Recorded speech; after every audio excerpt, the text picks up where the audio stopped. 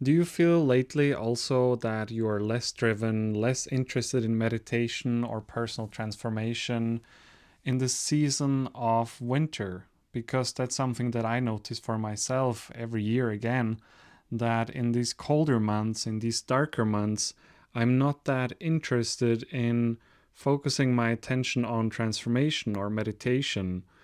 It is something that I understand that it has a lot to do with the seasonality of life. Like also nature goes through the different seasons and there is not growth all year round.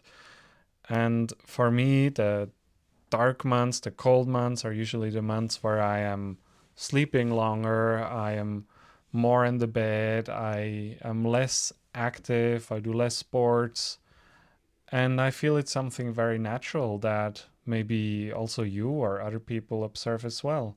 I feel that it's a very positive thing if you are not active all the time in a whole year because your body also needs a rest. Your mind needs to integrate everything, and the winter months are here for these things to integrate, to go within, to just not do anything outside of you, but make order and integrate inside of you. And it's extremely important for the mind, it's extremely important for the body. And if you do this and if you let it flow more, then I feel that it's going to benefit you when you need to plant new seeds and make it grow and harvest it in the harvest. So I think I love winter months, especially when it's getting darker and darker.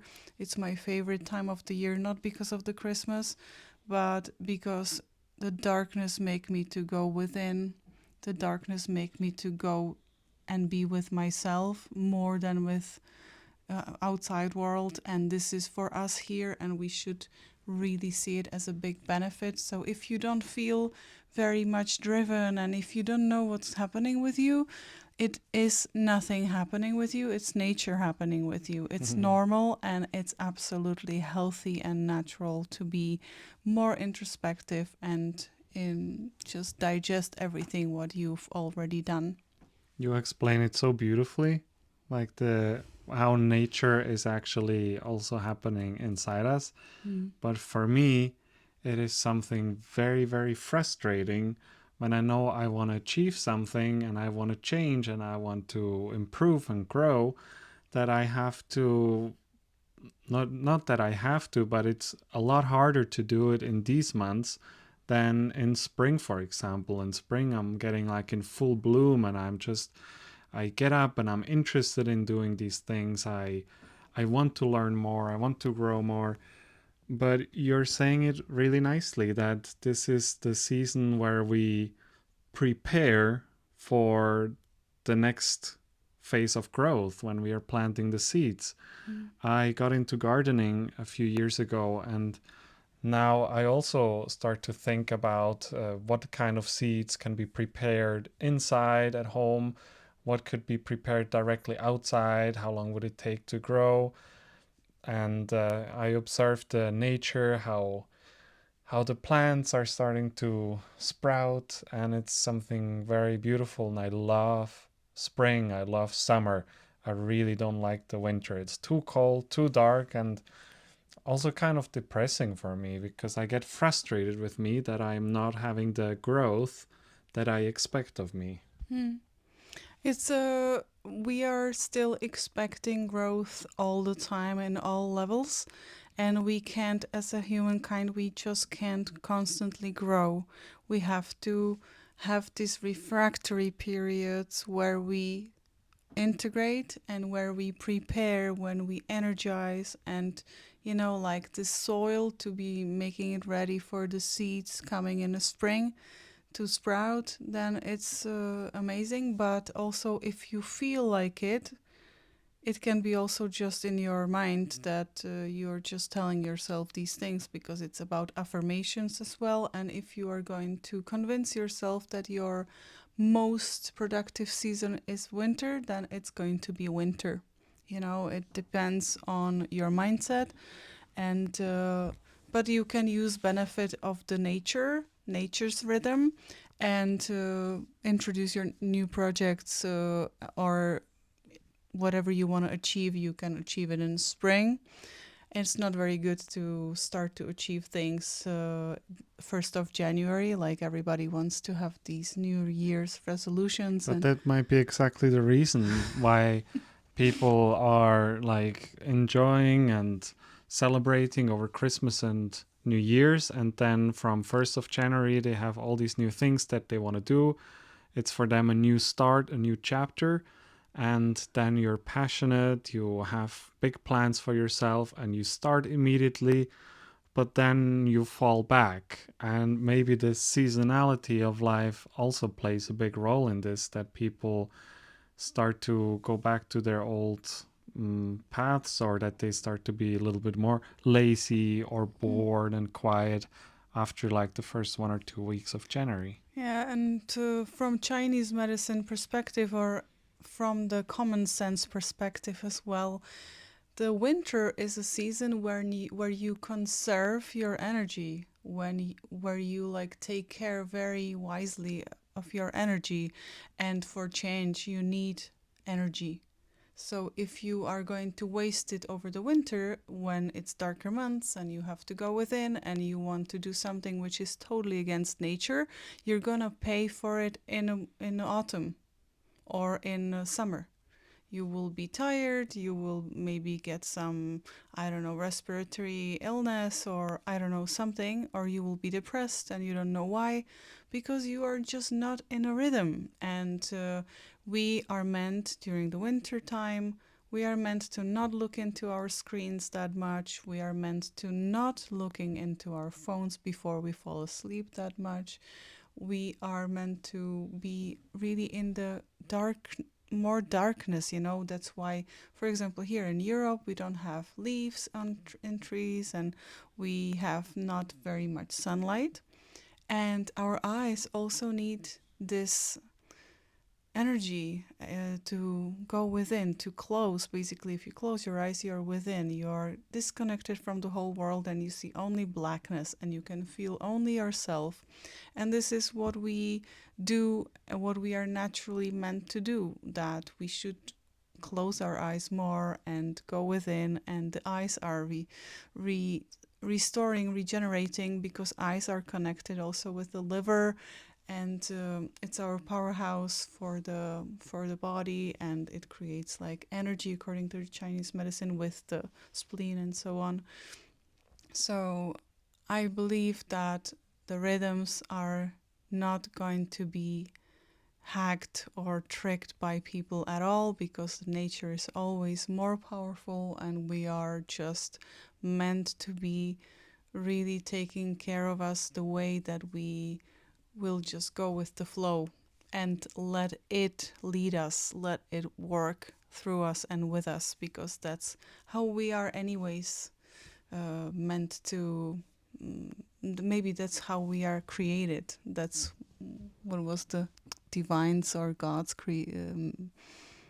intention.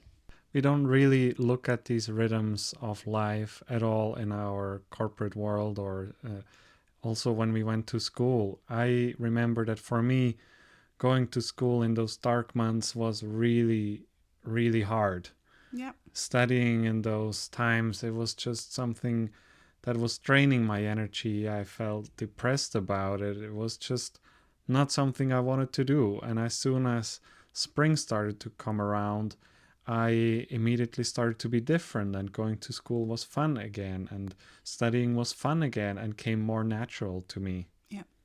We are basically, if we have 4 seasons, we are 4 different people, because we are, if we want or not, we are anyways a little bit affected with the sunlight, we are affected with the weather, by the weather. Geography, Yes, exactly. And the elevation where we live. so don't feel bad for you if you want to achieve some goals. Your time is coming. It's coming.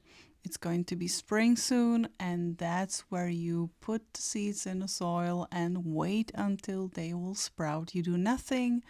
Like, you have to do something if you want to change, but you have to let it also work, and not force it. You know, you can't make sprout grow faster and sprout faster. You have to give it appropriate time, and everything has its own time. And we have to learn to be more gentle and softer with us and more slower, because who is going to appreciate that we were managing 100 things during the day?